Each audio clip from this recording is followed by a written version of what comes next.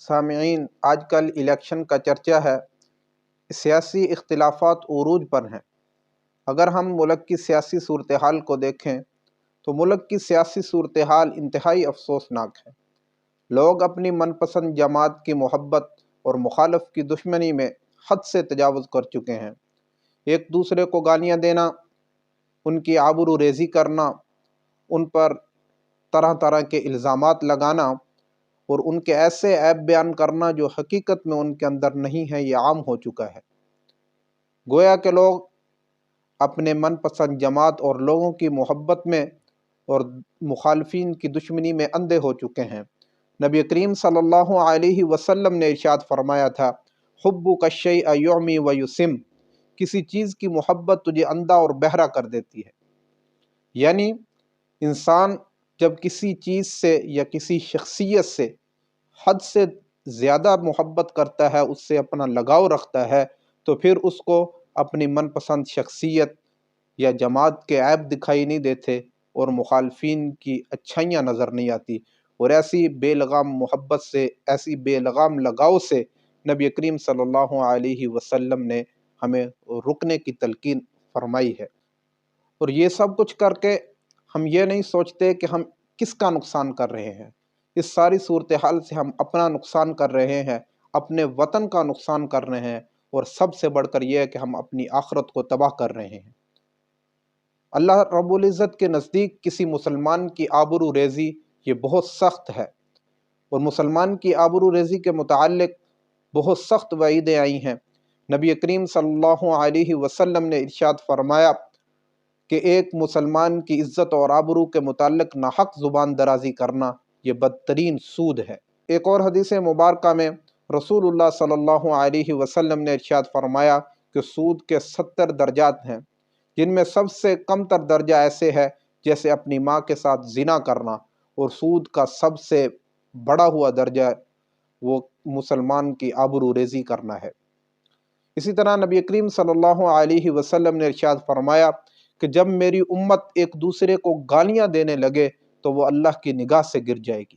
آج اگر ہم اپنی صورتحال کو دیکھیں، انصاف کی نظر سے دیکھیں، تو سوشل میڈیا بھرا پڑا ہے، لوگ ایک دوسرے کو گالیاں دے رہے ہیں اپنے سیاسی اختلافات کی وجہ سے، اور بعض یوٹیوبر حضرات جو ہیں انہوں نے اپنا یہ ایک پیشہ بنایا ہوا ہے کہ لوگوں کی عزتوں کو اچھالنا، لوگوں کی پگڑیوں کو اچھالنا، اور اس سے مقصد کیا ہے؟ مقصد صرف اور صرف یہ ہے کہ زیادہ سے زیادہ ہمیں ویوز حاصل ہوں اور ہمارے جو ہیں وہ پیسے کمائیں۔ یہ دنیا ایک عارضی دنیا ہے، اس دنیا کی وجہ سے، اس دنیا کو کمانے کی وجہ سے کہیں ایسا نہ ہو کہ ہم آخرت کا اپنا نقصان کر بیٹھیں۔ اور اللہ رب العزت نے ارشاد فرمایا، قل ان الخاسرین الذین خسروا انفسهم واہلیہم یوم القیامہ، کہ خسارہ پانے والے وہ لوگ ہیں جنہوں نے آخرت کے دن خود کو اور اپنے گھر والوں کو خسارے میں رکھا۔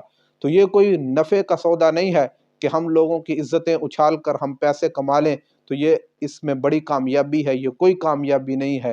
اللہ رب العزت اس کو فرما رہے ہیں کہ یہ سب سے زیادہ گھاٹے کا سودا ہے کہ ہم اس دنیا کی خاطر ہم اپنی آخرت کو تباہ کر رہے ہیں۔ نبی کریم صلی اللہ علیہ وسلم نے ارشاد فرمایا کہ جو شخص کسی مسلمان کا تذکرہ ایسے عیب کے ساتھ کرتا ہے جو عیب اس کے اندر موجود نہیں ہے، تو اللہ رب العزت کل قیامت کے دن اس کو جہنم کے اندر قید کر کے فرمائیں گے کہ اپنی بات کو سچ ثابت کر کے دکھاؤ۔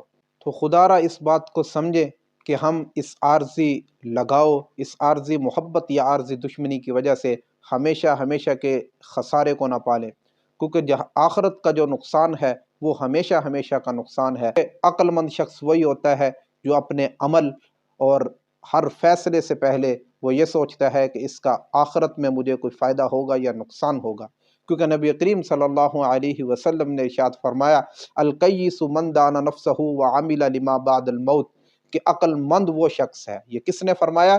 یہ نبی کریم صلی اللہ علیہ وسلم نے ارشاد فرمایا، جس کے سچے ہونے میں کوئی شک نہیں ہے۔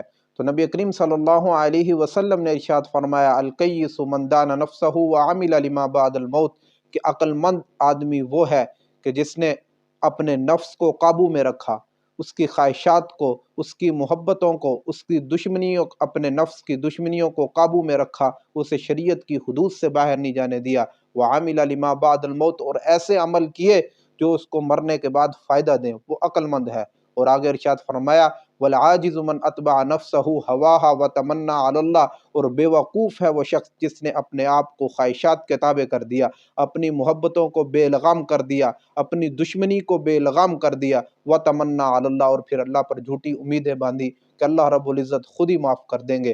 تو یہ قانون اور ضابطہ نہیں ہے، قانون اور ضابطہ یہی ہے کہ اگر انسان اپنی وسعت کے مطابق گناہوں سے بچتا رہے اور نیک اعمال کرتا رہے تو پھر اللہ رب العزت سے امید ہے کہ اللہ رب العزت معاف فرما دے۔ ضابطہ یہی ہے۔ ہاں اگر اللہ رب العزت کی مرضی ہو کسی کو معاف فرما دے تو اللہ سے پوچھنے والا کوئی نہیں ہے۔ اس وجہ سے میرے بھائیوں، اس عارضی دشمنی اور عارضی روپے پیسے کی وجہ سے اپنی آخرت کو تباہ نہ کریں۔ اپنے ہر عمل سے پہلے یہ دیکھیں کہ اس کا آخرت میں ہمیں کوئی فائدہ ہے یا ہمیں کوئی نقصان ہے۔ اگر نقصان ہے تو وہ عمل نہ کریں، اگر فائدہ ہے تو وہ کام کریں۔ اللہ رب العزت سے دعا ہے کہ وہ ہمیں حقیقت کو سمجھنے اور اس پر عمل پیرا ہونے کی توفیق عطا فرمائے۔ وآخر دعوانا